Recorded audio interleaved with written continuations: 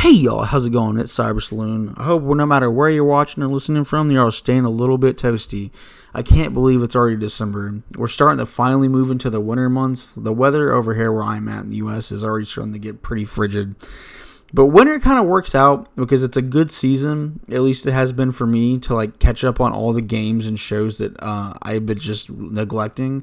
Especially if anyone who watches anime knows that your backlog or your queue it just keeps adding up and it never really goes down. Or if you have Steam, you know that your undownloaded game section starts to look like a Dead Sea Scroll because it's just all the games that you buy from sales you never even touch.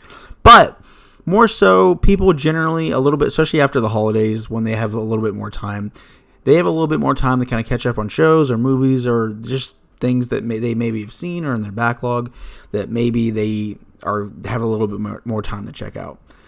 So if you do have a little bit more free time this season, I do have some recommendations I think you might like.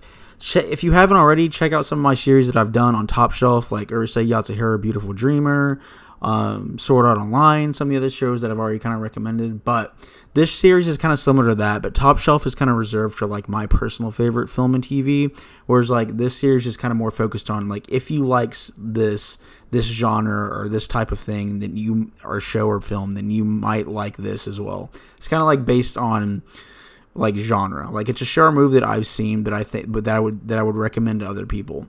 So for this one, I want to do The Tunnel to Summer, The Exit to Goodbyes. This is a great film. It came out a couple years ago. Sentai had licensed it. It briefly released in theaters. I don't think it did that long. I think it was a pretty limited run. I saw Sentai was promoting it, but I never actually went out there to go see it myself. But when I saw that they released it on Blu-ray, I ended up buying it. And then a couple months ago, I'd finally caught around to watching it. And I'm glad I did. If you like the movie and you love the movie Your Name, and I love that film, then I think you'll like this one. I don't think it's as good as the film Your Name or Suzume or Weathering with You, but I think it's still pretty good for what it is. And if you like that type of film, then that kind of center around star-crossed lovers and kind of goes into deep Japanese folklore, then I think you'll really like this film. I bought it on Blu-ray. I watched it on Blu-ray. It's an absolutely beautiful film. But if you can also watch it through High Dive as well if anyone has that. I'm going to keep it pretty spoiler-free. That way, anyone who hasn't seen it, that way they can go in as blind as possible to it. It doesn't have that big kind of reveal, kind of like Your Name has, but still, there are some kind of twists and turns into it to where I think it's just better to kind of go in blind, just like I did.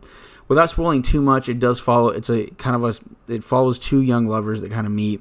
So it follows a young man at the beginning named Tono. He's in one of his last years of high school. He's just kind of keeps to himself. He's really quiet, and then a girl transfers in to his class, and she's from Tokyo, and she's just really on edge, and she's not afraid to speak her mind on stuff. And they first meet at the beginning because she's alone at this train station in this scenic kind of looking view, and he ends up handing her an umbrella because it starts to rain. And then she transfers into the class, and then they slowly start to kind of become friends. And then you kind of start to learn more about them. Both Hanashiro and Tono have something that is that they both have pretty heavy weights on their shoulders. Though admitted, Tono's is significantly heavier than what Hanashiro's has, but both of them have weights on their shoulders of things they want to prove or just mistakes that they think that they have to rectify. So again, one of the reasons I really love this film, just like why I love Your Name, it had in Weathering with You and Suzume, it starts to go into it focuses really heavily onto Japanese folklore. So there's this rumor in the town that there's this tunnel, and then if you go into this tunnel, it'll grant you a wish. And so Tono ends up stumbling across it, and he notices he finds something. I don't want to spoil it, but he finds something in there that he feels there might be some validity to this. And you kind of learn that Tono, which is the main male protagonist, he has a pretty dark kind of like thing that is hanging over him in life. He had something pretty tragic happen to him early in life that he feels responsible for, and it ended up tearing his whole family apart. And because of that, he has a pretty rough family life. His dad's pretty abusive from what you see when his scenes are at home.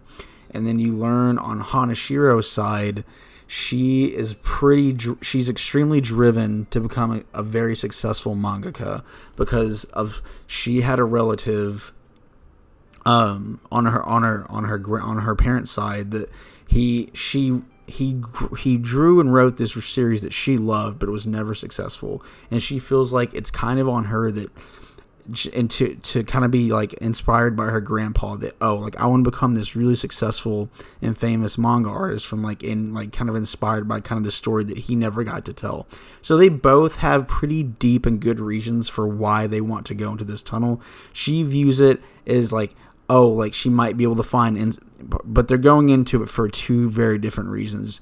He wants to go into the Tono wants to go into the tunnel to try to redo something that tragic that happened to him that he feels that he can rectify, and she wants to go into the tunnel because she thinks that she's going to find something in there that's going to inspire her to become like a great mangaka artist. So the tunnel is the key is like the key center point of the whole entire film.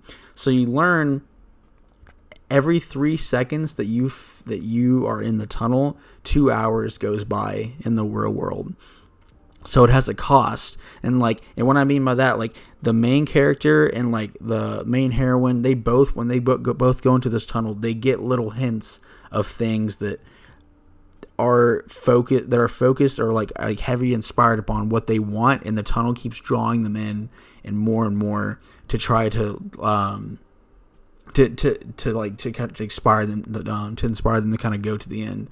But again, there's a price. Every 3 seconds that you spend in the tunnel is 2 hours in the outside world. So they both kind of team up. It's a pretty cool at the beginning. They try to kind of they'll try to see if phones work inside and outside the tunnel. They do kind of like the math of like, okay, we have to start on a Friday, we have to be there at this time because we're both going to go in, and we have to be out by, we can only spend, like, we have to have a time with this, because if we spend any more time in this tunnel, then we can't, like too much time is going to pass on the outside world. So they do a good job of like keeping like kind of track of how much time they spend in the tunnel.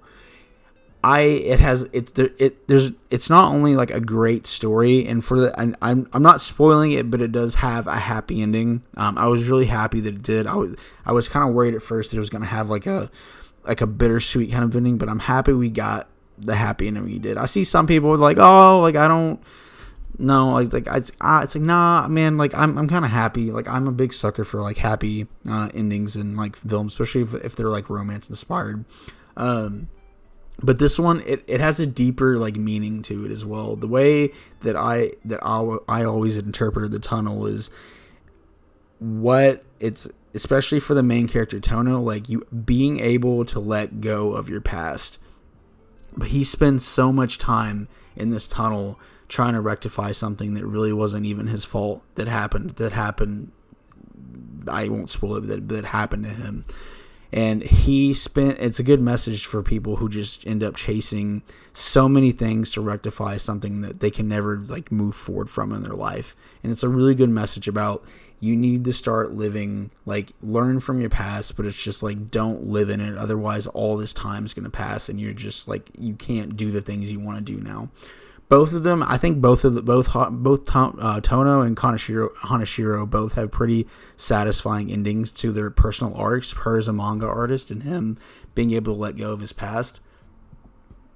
So it does have a happy ending, but there's definitely a deeper kind of meaning to the film. And I honestly like it, the way that it goes to, like there's some pretty strong emotional moments that happen in it, especially involving Tono.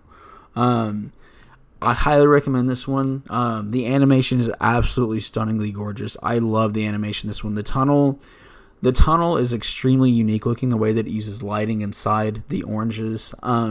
It's really pretty. Like it's something that'll stick with you. It's like, wow, that's absolutely stunningly gorgeous.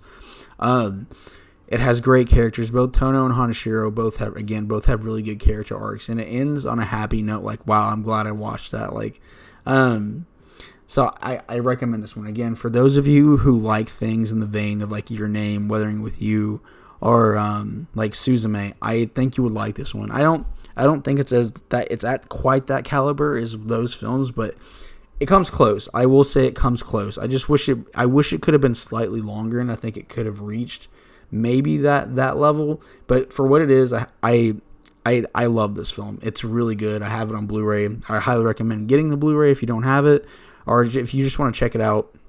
Again, I'm pretty sure you can watch it on High Dive. Again, like I highly recommend this one. I think this flew under the radar for a lot of people because it came out in 2022, which is just a weird time. Especially with the way that theaters were kind of operating. Like a lot of theaters weren't operating at like full capacity.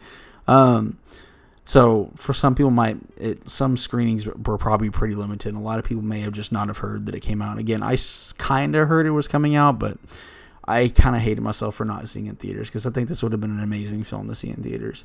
Again, it's called The Tunnel to Summer and the Exit to Goodbyes.